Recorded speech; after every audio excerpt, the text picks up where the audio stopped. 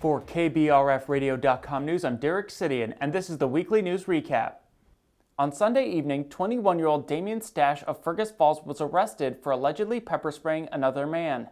According to court documents, the Fergus Falls Police Department responded to a disturbance outside of a residence near the Riverside Waterfowl Sanctuary at around 7 o'clock.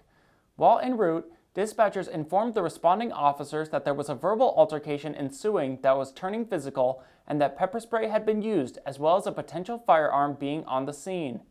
When officers arrived, they located the victim across the street, holding his eyes in pain. The officers then learned that Stash's mother and her now ex-boyfriend had been living together at the residence prior to ending their relationship, and the victim was helping the ex-boyfriend move his possessions out of the residence. The victim told the officers that when he arrived, people were already upset with each other, but he was unsure of what had happened, so he began loading items that were placed outside onto his trailer. At one point, someone had to leave the apartment complex parking lot and was being blocked by his trailer, so he moved it down the road. When he got out of his truck, Stash's mother was, quote, freaking out at him, end quote, and Stash came up to him, hit him in the face, and pepper sprayed him. The victim said that he and Stash had exchanged angry words before he moved his vehicle, but nothing had happened directly before Stash had hit and pepper sprayed him. When speaking with the officers, Stash confirmed that an altercation had begun when the ex-boyfriend was moving out of the residence. He said that his mother and sister were yelling at the victim while he was in his truck, and that when he left the vehicle, he, quote, got in their faces, end quote, which is when Stash sprayed him. Stash was arrested and had his first court appearance on Tuesday. On Friday night, the Douglas County Sheriff's Office received a 911 call regarding a house fire in Evansville. The property owner informed law enforcement that she had returned home to find a dishwasher was on fire and the fire was spreading in the kitchen. A deputy who was nearby responded and found the house to be filled with smoke, but he was able to extinguish the fire using a fire extinguisher. No injuries were reported from the blaze. Officials say the fire caused moderate damage to the kitchen. The new logo for Fergus Falls has begun to roll out across the city's various digital platforms. The logo was approved by the Fergus Falls City Council back in April, with the plan to implement it digitally by June 1st and gradually implement it physically across town as funds become available.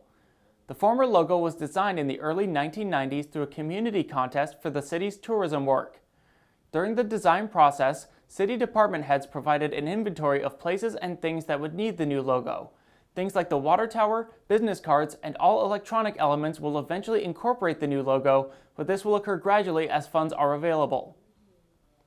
After 36 years of dedicated service, Terry Hoff has retired from Otterdale County's Facilities Department.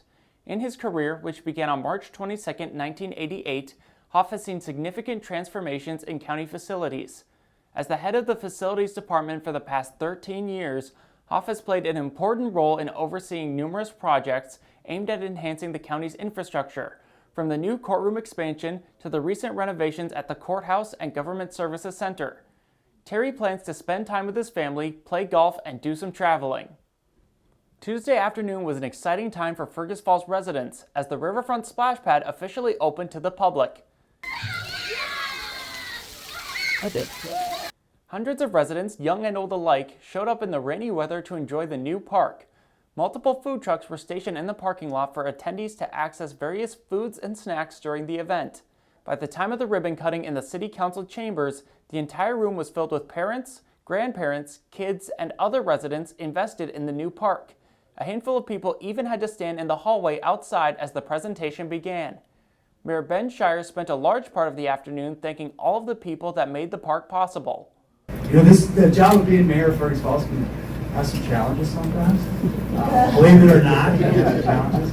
But it's days like today that make it all worth it. And I think that I've never been so proud to be mayor of Fergus Falls than today. So thanks everyone. Following the ribbon cutting, the cast of Frozen Jr. performed a couple of songs for the audience. The energy and excitement from the children gathered at the park was palpable and spread throughout everyone at the park. The riverfront splash pad is now open for the season. The water will be running daily from 9 in the morning until 8 at night. The full ceremony can be seen on KBRFradio.com. At around 10 o'clock Tuesday evening, the City of Moorhead Police Department responded to a vehicle crash causing injury in the 3400 block of 30th Street South. Several people reported that a vehicle struck a person in front of a house. Officers located the victim, who had minor injuries including cuts and abrasions. From the preliminary investigation, officers learned that the suspect arrived, causing a disturbance. When confronted, she drove her vehicle onto the lawn, striking the victim and the front step of the house. The suspect fled the scene in the same vehicle. All persons involved are known to each other, and there is no known threat to the public. The department says the investigation is ongoing and charges will be pursued. At around 2:45 Wednesday afternoon, 33-year-old James Flath of Wadena was injured while crossing Highway 10 in Verndale. According to the accident report, a delivery van was turning east onto Highway 10 from Brown Street. Flath was in the crosswalk when the vehicle and pedestrian collided. Flath was transported to Astera Health in Wadena for treatment of non-life-threatening injuries.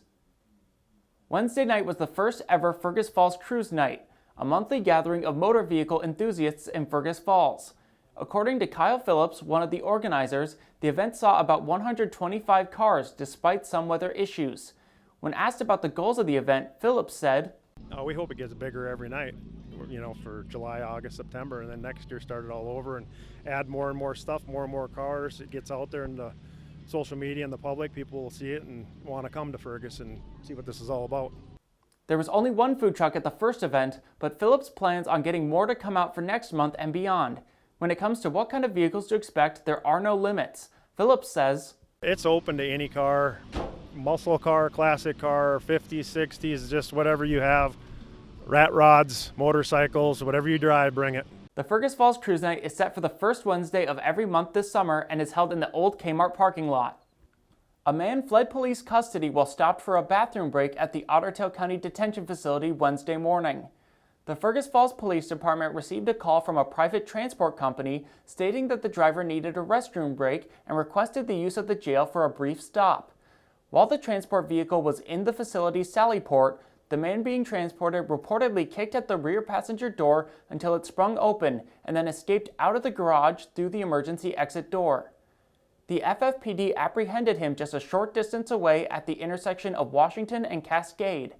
The man was placed in handcuffs and escorted back to the jail, where he was secured back into the transport vehicle and left without further incident.